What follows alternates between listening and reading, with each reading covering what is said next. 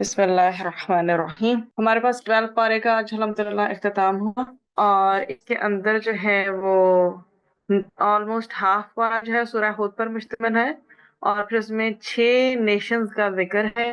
باقی جو ہے اس کے اندر سورہ یوسف شامل ہے، اور پھر واقعات چونکہ سورہ یوسف جو ہے وہ احسن القصص ہے، احسن القصص ہے، ایک ایسا قصہ جو خوبصورت ترین قصوں میں سے ہے قرآن کے۔ لیکن سب سے بڑی اس کی خوبصورتی یہ ہے کہ اس پورے کے پورے قصے کو ایک ہی جگہ پر بیان کیا گیا ہے، اسکیٹرڈ فارم میں نہیں ہے۔ تو یہ بہترین قصہ ہے، پھر اس میں عبرت بھی ہے، بہت سارے لیسنز ہیں، بہت ہی زیادہ لیسنز ہیں اس میں، گرومنگ کے لیے، پرسنالٹی کے لیے، ایمان کے لحاظ سے، اللہ سبحانہ و تعالیٰ کی برہان کے لحاظ سے، سو اینڈ سو آن۔ پھر اس کے بعد ہے رازق اللہ ہے، آیا نمبر 6 آپ کو ملتی ہے۔ اللہ سبحانہ و تعالیٰ نے فرمایا کہ زمین پر چلنے والا کوئی جاندار ایسا نہیں جس کا رزق اللہ کے ذمہ نہ ہو۔ اللہ ہی رزقھا، اللہ ہی پر ہے رزق اس کا، اللہ ہی رازق ہے، اللہ کا پکا وعدہ اور سچی ضمانت ہے، اور ہر انسان کا رزق مقرر ہو چکا ہے۔ نبی کریم صلی اللہ علیہ وآلہ وسلم نے فرمایا ابن آدم سے 4 چیزوں کے معاملے میں جو ہے نا فراغت ہے، وہ فارغ ہو جا چکا ہے۔ اس کی تخلیق کا معاملہ، اس کے اخلاق کا معاملہ، اس کے رزق کا، اور اس کی موت کا معاملہ۔ پھر 6 جو نیشنز ہیں ان کا تذکرہ گزرا، اللہ نے 6 نیشنز کا تذکرہ فرمایا، پھر ان کے بعد اعمالیوں کا، قوم نوح کا ٹائم پیریڈ بتایا گیا، پھر اس پہ یہ بتایا گیا آیتیں جو ہیں ان کی، یہ آپ کے سامنے مینشن ہے، شرک سے وہ باز نہیں آئے، انہوں نے دعا مانگی اللہ سبحانہ و تعالیٰ سے، رب انی مغلوب فانتصر، کیا ہے کہ میں مغلوب ہوں، میری مدد فرما۔ کس کے؟ ان کے اگینسٹ جو کہ بات نہیں سن رہے ہیں۔ تو اللہ سبحانہ وتعالیٰ کا فرمان جاری ہوا کہ ایک بہت بڑی کشتی تیار کریں، اس میں تمام اہل ایمان کو سوار کریں، اور انہوں نے پھر ایسا ہی کیا، ہر طرف پانی کا سیلاب پھیل گیا، اور تمام کے تمام کافر اس سیلاب میں ڈوب گئے۔ جو ایمان لانے والے تھے حضرت نوح علیہ السلام کے ساتھ، وہ بچ گئے۔ دین قوم عاد ہے، اور اس قوم کے بارے میں جو ہے یہ بتایا گیا کہ جناب ہود علیہ السلام کو ان کی طرف بھیجا گیا، انہوں نے بھی مسلسل آیات الہی کا انکار کیا ہے۔ ان دی اینڈ شدید طوفان ان کے اوپر جو ہے وہ مسلط کر دیا گیا، جس نے انہیں تباہ کر دیا۔ پھر قوم ثمود کا واقعہ ہے، اور ان کا دور حضرت موسیٰ علیہ السلام سے پہلے تھا۔ اس میں کیا تھا کہ جی جناب صالح علیہ السلام کو بھیجا گیا، لوگوں نے ان کا مذاق اڑایا، اور ایک دل ہلا دینے والی کڑک دار آفت انہیں تباہ کر دیا۔ پھر اس کے بعد قوم لوط کا تذکرہ ہے۔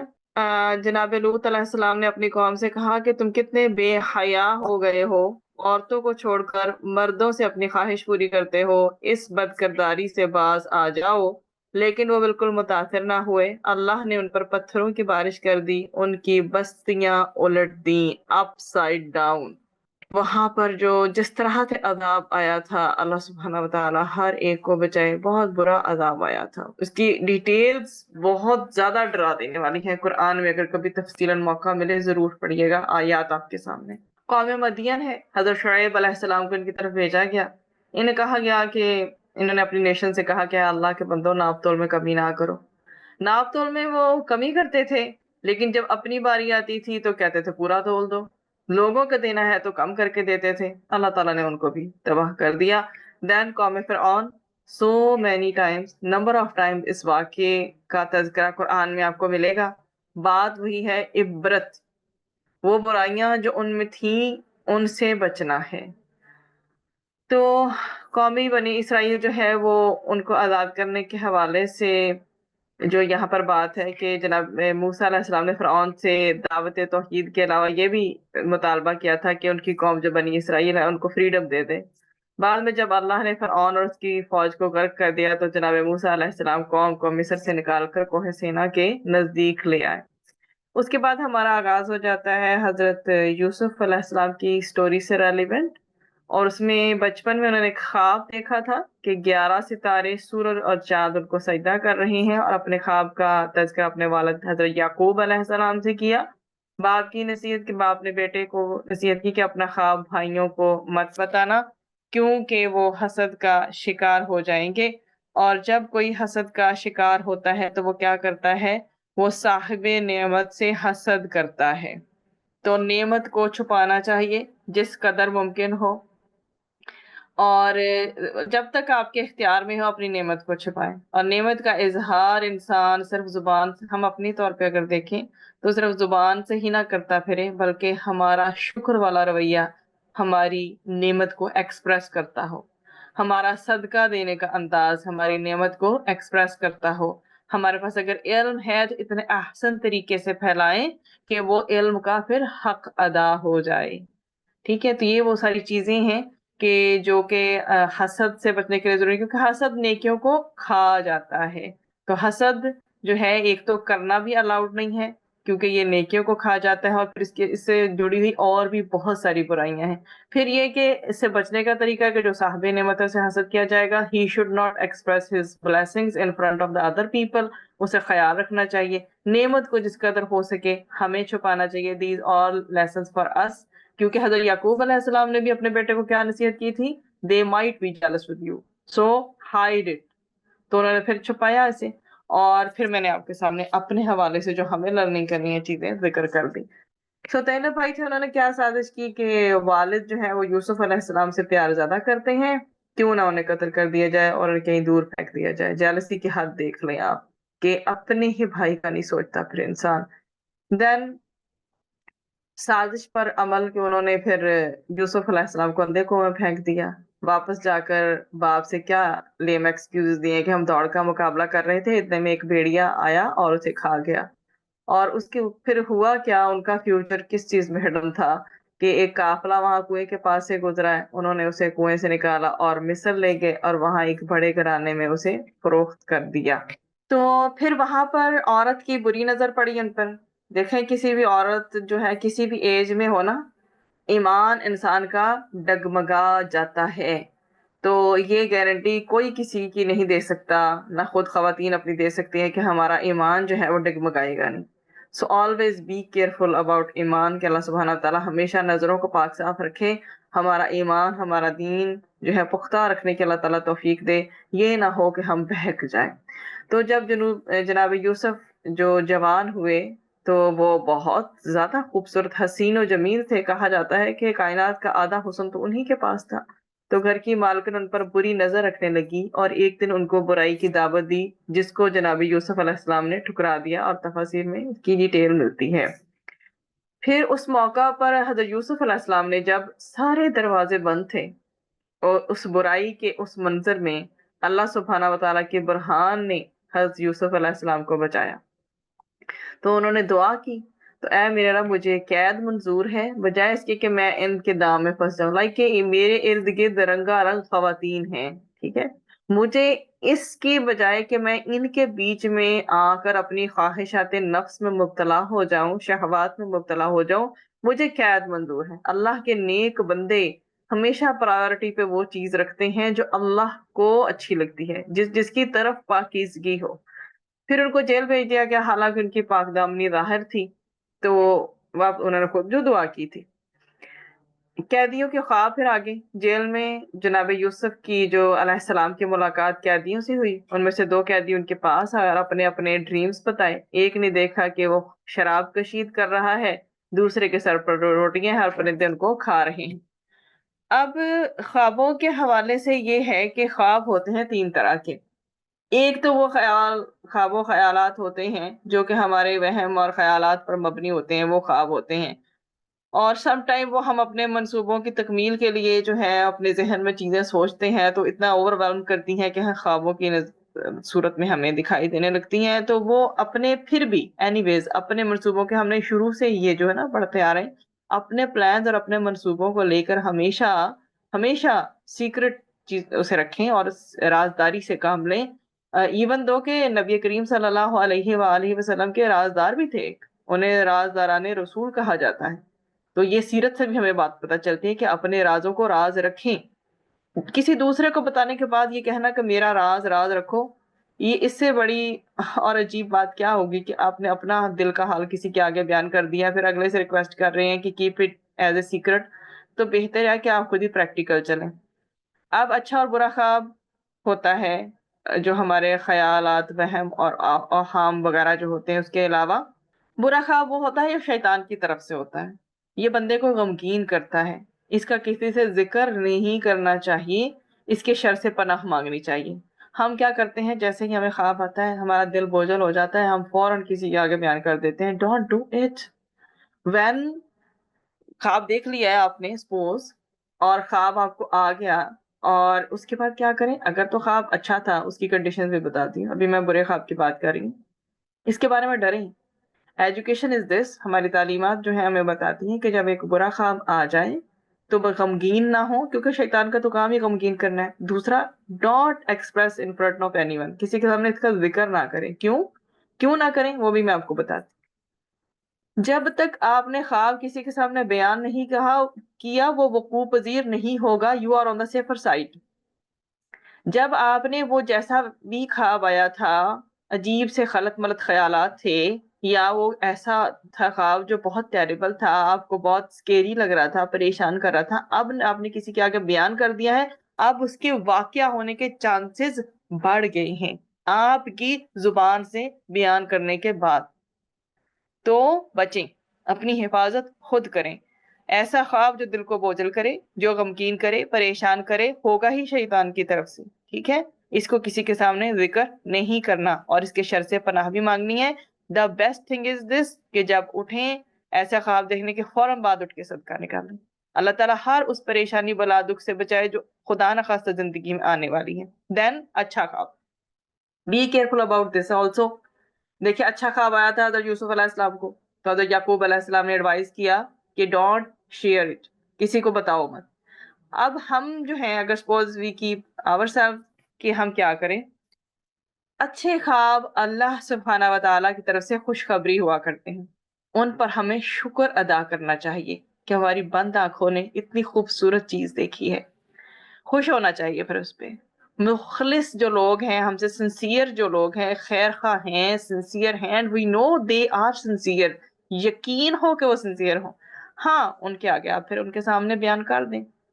یا پھر یہ آپ دیکھ لیں کہ اگر آپ کو اس خواب میں لگ رہا ہے کہ مجھے اس کی تعبیر پوچھنی چاہیے، مجھے بہت زیادہ کیا کہتے ہیں کہ کیوریوسٹی ہو رہی ہے، آپ کو سسپینس بڑھ رہا ہے، کیوریوسٹی ہو رہی ہے بہت زیادہ، تو پھر آپ کسی عالم یا ایسے پرسن سے پوچھیں، معبر جو ہوتے ہیں، کہ جو اس خواب کی آپ کو تعبیر بتا سکے۔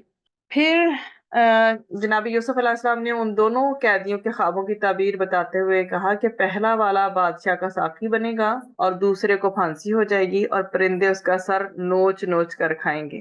پھر بادشاہ کا خواب، اسی اثنا میں بادشاہ مصر نے خواب دیکھا کہ 7 پتلی گائیں اور 7 موٹی گائیوں کو وہ کھا رہی ہیں، اور اناج کی 7 بالیں ہری ہیں اور دوسری 7 بالیں سوکھی ہوئی ہیں۔ تو جناب یوسف علیہ السلام نے بادشاہ کے خواب کی تعبیر یہ بتائی کہ 7 سال خوشحالی کے ہوں گے اور ہریالی کے ہوں گے، بعد کے 7 سال قحط سالی کے ہوں گے۔ تو انہوں نے اسٹریٹجی بتائی تھی اس وقت کنگ کو کہ ہم پھر غلہ ایسے سیکیور کرتے ہیں کہ ان کو ان کے جو چھٹے ہوتے ہیں جس کے اندر وہ پیک ہوتی ہے نا، ویٹ وغیرہ جو بھی کچھ ہے، جو ہم نے اگر گرینز کو سپوز سیکیور کرنا ہے تو وہ ان کو سکھا کے نا اس کے اندر ہی سیو کیا جائے، وہ جو دانے وانے ہوتے ہیں ان کو نکالا نہ جائے باہر۔ اگر تو ان کو باہر نکال کر سیو کیا جائے گا تو اتنے سال چونکہ سیکیور کر کے رکھنی ہے تو اس کے خراب ہونے کے چانسز ہیں، اور اگر ہم اس کے اندر ہی وہ جو چھٹا ہوتا ہے جو بھی اس کا ہوتا ہے جس کے اندر پیکڈ ہوتے ہیں دانے، اس کے سمیت ہی سکھا کے اگر اس کو پریزرو کیا جائے گا تو وہ کافی سال نکل جائیں گے، ان کے اندر کیڑا وغیرہ نہیں پڑے گا، وہ خراب نہیں ہوگی۔ بادشاہ نے جناب یوسف علیہ السلام کی رہائی کا حکم دیا، مگر انہوں نے کہا کہ جب تک میری بے گناہی اعلانیہ طور پر ثابت نہیں ہو جاتی میں جیل سے نہیں نکلوں گا۔ تو پھر جناب یوسف علیہ السلام کی اس ڈیمانڈ پر عزیز مصر کی بیوی نے بربلا ان کو پاک دامن قرار دیا اور کہا کہ میں ہی تھی جس نے اسے پھسلانے کی کوشش کی تھی، بہکانے کی کوشش کی تھی۔ بے شک حضرت یوسف علیہ السلام بالکل سچے ہیں۔ جب ان کا کردار پوری دنیا کے سامنے واضح، شفاف، کلیئر کٹ ہو گیا، کرسٹل کلیئر ہو گیا، پھر وہ جیل سے باہر آئے۔ پھر جناب یوسف علیہ السلام کا مقصد یہ تھا کہ عزیز مصر جان لے کہ میں نے در پردہ خیانت نہیں کی۔ ایک پرسن کے پاس آپ رہ رہی ہوں جس نے آپ کا گارڈین ہونے کا کردار ادا کیا ہے، and what you do cheat with him، تو ایسے میں تعلقات خراب ہو جایا کرتے ہیں۔ تو اس لیے انہوں نے عزیز مصر کو یہ کہا، اپنے کنگ کو یہ کہا کہ میرے اوپر جو بھی الزامات لگے ہیں کلین ہونے چاہیے، صاف ہونے چاہیے، تبھی تو پھر وہ کانفیڈنس سے اس کی آنکھوں میں آنکھیں ڈال کے آگے جو انہیں آنر ملنے والا تھا، جو اتھارٹی ملنے والی تھی، اس پر وہ چلتے، اپنی ذمہ داریاں، اپنا ڈیزیگنیشن اچھے سے نبھاتے فل کانفیڈنس کے ساتھ۔ تو جہاں انسان سچا ہو، اگر وہ حالات اور صورتحال کو دیکھے، تو وہ اگر اسے کسی جگہ الزام لگا دیے گئے ہیں اس پہ، تو اسے چاہیے کہ اگر حکمت کا تقاضا ہے، حالات فیوریبل ہیں، تو پہلے اپنی سچائی کو پروف کرے، چاہے ایک خاندانی کیوں نہ ہو، چاہے 5 خاندانی کیوں نہ اکٹھے ہوں اور ان میں ایک person as a leader selected ہو، ایک ایریا ہی کیوں نہ ہو، یہ چیز بہت میٹر کرتی ہے۔ نبی کریم صلی اللہ علیہ وآلہ وسلم صادق اور امین کہلائے۔ ایک رات اپنی زوجہ محترمہ کے ساتھ، مفہوم حدیث کا اس طرح ہے، ایک رات اپنی زوجہ محترمہ کے ساتھ تھے، اور وہاں سے لوگوں کا یا کچھ ایک آدمی کا گزرا، اسے روک کر بتایا کہ I am with my wife, میں اپنی بیوی کے ساتھ ہوں۔ اور انہوں نے یہ کیوں بتایا؟ تاکہ دنیا والے یہ نہ سمجھ لیں کہ رسول ہو کر تو پھر کیسی ان کی جو ہے وہ پرسنالٹی ہے۔ تو اس لیے اللہ تعالیٰ سب سے پہلی بات ہے کہ ہمیں فائن اینڈ فیئر پرسنالٹی رکھنے کی توفیق عطا فرمائے۔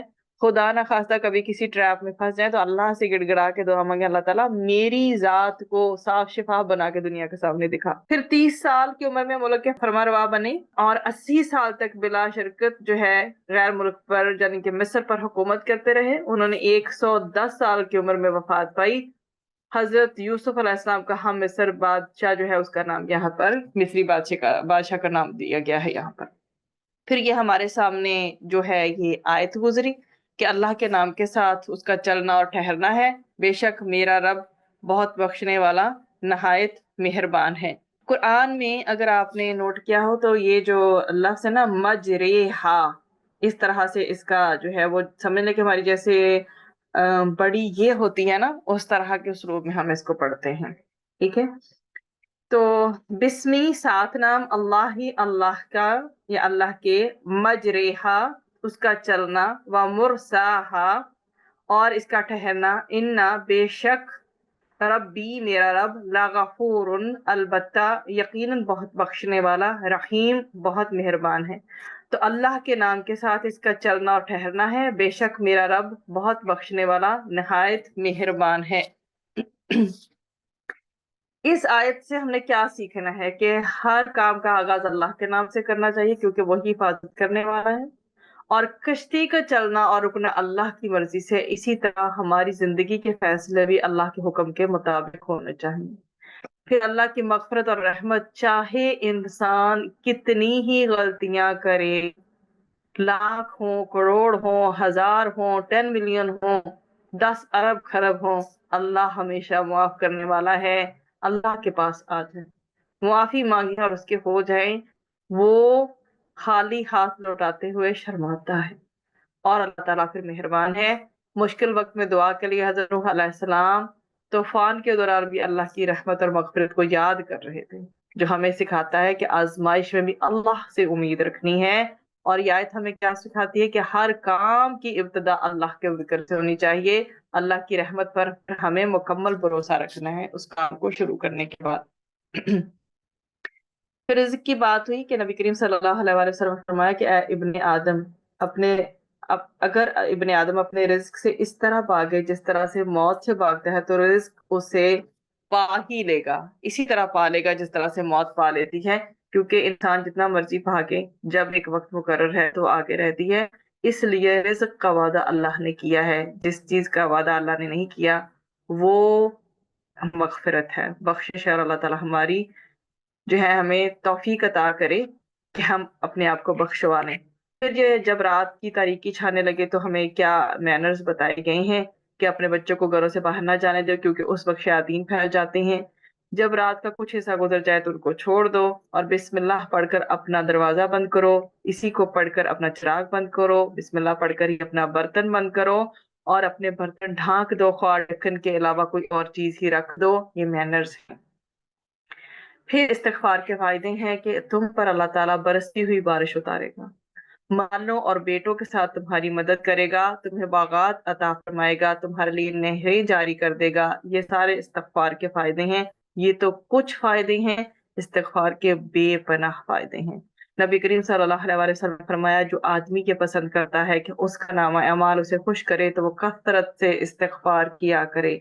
और आखिरत के लिए भी यही है कि जब एक इंसान जो है, लकी ही वो है, खुशकिस्मत ही वो है जिसे उसका नामा अमाल हैंड ओवर किया जाए और उसमें वो कसरत पाए, किस चीज की, मगफिरत की, इस्तिगफार की। फिर मेहमान नवाजी के मैनर्स हैं, ये ईमान का हिस्सा है।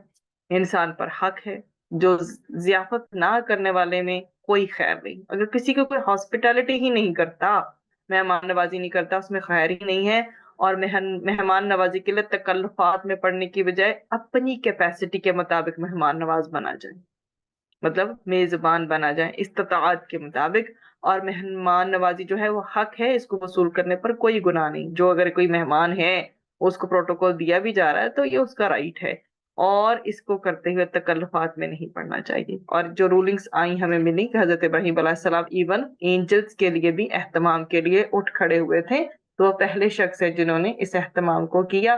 ख्वाबों की इकसाब को हमने डिस्कस कर लिया। इस्तगफार नेमतों में दवाम का सबब बनता है। बाकी तो हम पीछे पड़ के आ ही चुके। अगर नेमतों में हमेशगी रखनी है तो इस्तगफार कंटिन्यू रखें हमेशा। अल्लाह ताला तौफीक भी दे हमें इसकी। दुआ अल्लाह सुब्हाना व तआला के नामों के साथ पुकार कर मांगे। दुआ मांगते हुए इस बात का यकीन रखना कि मेरा रब करीब भी है और मुजीब भी है। और जब भी कभी हमारा दिल बेचैन हो, तो हम यहाँ आयत पढ़ के आए हैं इसमें, इसी पारे में, इन्ना रब्बी करीबुम मुजीब। तो हमें भी क्या करना है, सब्र जमील करना है। ऐसा सब्र जिसमें कोई शिकवा शिकायत ना हो। अपनी तकलीफों को किसी के सामने डिस्क्राइब नहीं करना, मुसीबतों का जिक्र ही नहीं करते रहना, और ना ही अपने आप को पाक साफ करार समझ के कॉन्फिडेंस के आला लेवल पे रहना है। बस अल्लाह सुब्हाना व तआला से मदद मांगते रहना है, करीब समझ के, और यकीनन वो मुजीब भी है। 3 किस्म के ख्वाब भी डिस्कस्ड अर्लियर। मेहमान नवाजी ईमान का हिस्सा है, इसको भी देख लिया। दीन को समझने के लिए दिल के दरवाजे खोलने जरूरी हैं, क्योंकि कुरान नबी करीम सल्लल्लाहु अलैहि वसल्लम के कल्ब मुबारक पर नाजिल हुआ था। तो हमारे दिल जब तक ओपन नहीं होंगे, हदायत अंदर एंटर कैसे होगी। और जब भी कोई बुराई हो जाए, उसके बाद नेकियों को ले आए। नेकियां बुराइयों को दूर कर देती हैं। कुरान मजीद के हरूफ के साथ साथ हुदूद का भी ख्याल रखना चाहिए, अहकामात का भी। अल्लाह ताला हमें ख्याल रखने की तौफीक अता करे। नेक अमाल के बावजूद अल्लाह की रहमत ही इंसान को जन्नत तक पहुंचा सकती है। यानी सिर्फ इंसान का अमल काफी नहीं जन्नत को पाने के लिए, जब तक अल्लाह की रहमत नहीं होगी। और ये किस्सा इतना खूबसूरत गुजरा, ये हमारे बच्चों को हमें जरूर सुनाना चाहिए, अपने टीनेजर्स को, बच्चों को, ताकि अंबिया कराम और सहाबा कराम के किस्से सुनकर वो उनकी तरबियत हो इस्लामी तर्ज पर। इख्तलाफ एक फितरी बात है, क्योंकि हर इंसान मुख्तलिफ है, लेकिन इसे मुखालफत में नहीं बदल देना चाहिए। इख्तलाफ हक है, हो जाता है, इट्स समथिंग नेचुरल, लेकिन अड़ नहीं जाना चाहिए उसे। फिर अड़ने का मकसद ये हो जाता है फिर बाद में कि मुखालफत बनना शुरू हो जाती है। वो दुनिया में इंसान जिसको फॉलो करता है, क्यामत के दिन भी उसी के पीछे होगा। तो we keep checking our company, कि हमारी सोहबत कैसी है, हर लिहाज से, चाहे वो दोस्त हो, अजीज अकारब हो, किसके साथ उठते बैठते हैं, फॉलो किसको करते हैं हम। अगर मुझ में भी कभी फॉल्ट नजर आए, तो मुझे भी रोक कर कहें कि मैम यहाँ आपने ये गलत बयान किया है। अखलास की वजह से इंसान शैतान के काबू में आने से बच जाता है, क्योंकि जो मुखलिस होंगे ना, उन पे काबू नहीं पा सकता शैतान। ये कुरान में आपको जगह जगह मिलेगा। तवक्कुल ईमान का हिस्सा है। तवक्कुल के बगैर ईमान जो है वो मुकम्मल नहीं होता। ईमान दिल में होता है और चोर वहीं आता है, शैतान वहीं अटैक करता है जहाँ खजाना होता है। और इसीलिए तो दिल के दरवाजे अल्लाह के लिए और हदायत के लिए खोलने हैं, शैतान के लिए नहीं। लोगों की कदर उनके दीन, ईमान, तकवा की वजह से करनी चाहिए, ना कि उनके माल और उनके दुनियावी स्टेटस की वजह से। ऐसा सब्र करना चाहिए जो सब्र जमील हो, जिसमें शिकवे शिकायतें ना हो, और अपनी मुसीबतों का तज़किरा ना किया जाए, और ना ही अपने आप को पाक साफ समझा जाए। सब्र किया जाए तो वो जो खूबसूरत हो। सुब्हान रब्बिका रब्बिल इज्जति अम्मा यसिफून व सलामुन अलल मुरसलीन वल्हम्दुलिल्लाहि रब्बिल आलमीन।